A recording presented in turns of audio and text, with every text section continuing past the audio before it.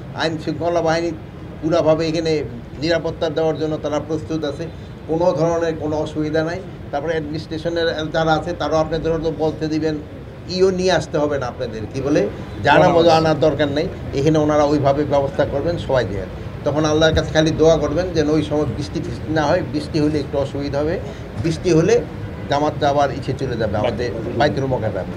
এখানে একটা জামাতই হবে সকাল 7:30টায়, আর বাইতুল মোকাররমে আপনি ধরেন টোটাল মনে হয় 8টায়, তারপরে ওই একটা করে হইতেই থাকে, প্রায় মনে হয় 12টা পর্যন্ত মনে হয় তারা করতে থাকে। তা আপনারা জানেন এই ঈদে যেহেতু কোরবানির ঈদ বলি বা ঈদুল আজহা, যেটা এই ঈদে আমরা নামাজটা একটু আগে বলি, যে এটার পরে আবার আমাদের কোরবানি দিতে হয়, আর ঈশেরটা হলো ঈদুল আজহারটা একটু পরে পড়া হয়। তা আমাদের জন্য প্রস্তুতি সব আল্লাহ দিলে খুব ভালো আছে, কোনো ধরনের কোনো অসুবিধা নাই। এবং পুরা দেশের নিরাপত্তার জন্য আমাদের পর্যাপ্ত সংখ্যক আইন শৃঙ্খলা বাহিনী রয়ে গেছে, যারা ছুটিতে যায় নাই। আমি দেখলাম আপনারাও ছুটিতে যান নাই, আপনারা আমাদের সাথেও সামিল হয়েছেন, তা আপনারাও ছুটিতে যান নাই, এরকম আমাদের এরাও ছুটিতে যায় নাই, যেন সবার নিরাপত্তা থাকে। আর কারো কোনো প্রশ্ন আছে? সামগ্রিকভাবে রাজধানী এখন ফাঁকা, ঈদের সময় ফাঁকা ঢাকায় আপনাদের নিরাপত্তা বলয়টা কেমন, এবং বিশেষ করে অলিগলিতে চুরি ছিনতাইয়ের ব্যাপক প্রবণতা লক্ষ্য করা যায় ঈদের সময় ফাঁকা থাকে, সেক্ষেত্রে আপনাদের মানে কী ধরনের? আমাদের এখানে পর্যাপ্ত নিরাপত্তা ব্যবস্থা নেওয়া হয়েছে, প্রায় 500 পেট্রোল রাখা হচ্ছে, অলি গলি সব জায়গায় ওই কভার করা হচ্ছে। এবং এই ক্ষেত্রে আমি আপনাদেরও সহযোগিতা কামনা করব, যদি কোথাও কোনো ধরনের কোনো ইনফরমেশন পান আপনারা নিকটবর্তী থানার সাথে সাথে জানাবেন, আমরা অবশ্যই ব্যবস্থা নেব।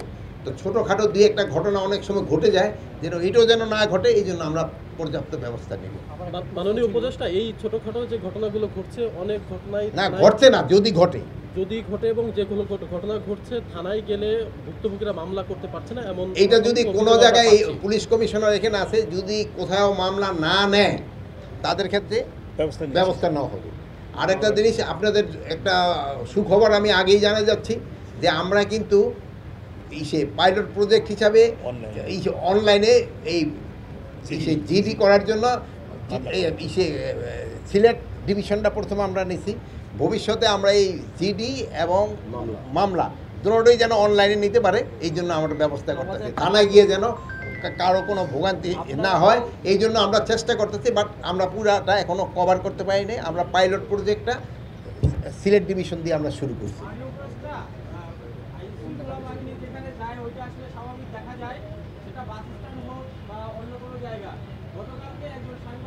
ওটা আমি শুনছি, ওটার আমি ইনভেস্টিগেশন করে আমি জানাবো।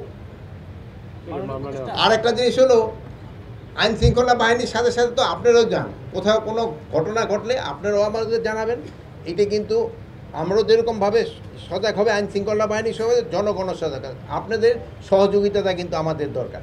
যে জায়গায় যে কোনো ঘটনা ঘটে আপনারা অবশ্যই জানাই দিবেন, সত্যি ঘটনা অবশ্যই জানাবেন। কিন্তু অনেক সময় আছে দুই এক জায়গায় একটু এক্সাজারেট রিপোর্ট হয়ে যায়, ওইটা যেন না হয়। মিথ্যা সংবাদ যদি পরিবেশন করা হলে ওটা পার্শ্ববর্তী দেশ কিন্তু একটা সুবিধা পেয়ে যায়, এবং ওইটারে তারা ফলাও করে লেখে। কিন্তু আপনাদের একটা সুনাম আছে, আপনারা মিথ্যা সংবাদ পরিবেশন করেন না, আপনারা সবসময় সত্য সংবাদ পরিবেশন করে থাকেন, এইটা আপনারা বজায় রাখবেন। মাননীয় উপদেষ্টা, আপনারা তো আটক করছেন, আটক করার ঠিক 15 থেকে 1 মাসের মধ্যে তারা আবার বের হয়ে এসে তাদের ক্ষমতাটা দ্বিগুণ হয়ে যায়, এই ব্যাপারে আপনাদের পদক্ষেপটা কী হবে? এখন এটা তো আমার হাতে না, আটক করার পরে যে ছাইড়ে দেয় ওইটা তো আমার পুলিশ তারে না, আমার আইন শৃঙ্খলা বাহিনী, ওইটা তো কোর্ট থেকে ছেড়ে দেয়। এখন বের হয়ে যদি আবার কোনো রকমের অবৈধ কাজে লিপ্ত হয়, কিন্তু তারা ছাড় দেওয়া হন। যদি দেখলেন না 2 জন শীর্ষ সন্ত্রাসী ছাড়া পাইছিল, কিন্তু তার গিয়ে অবৈধ কাজে লিপ্ত হয়েছে, আমরা কিন্তু তারা ছাড়ি নেই, পরে আবার আইনের আওতায় নিয়ে আসি। এরকম যদি কেউ আইসা কোনো ধরনের অবৈধ কাজে লিপ্ত হয়, কারোরই ছাড়, এটা পুঁটি মাছ হোক, কাতলা মাছ হোক, রুই মাছ হোক, কারো ক্ষেত্রে আইন সবার জন্য সমান। তো সবাই আপনারা ভালো থাকেন।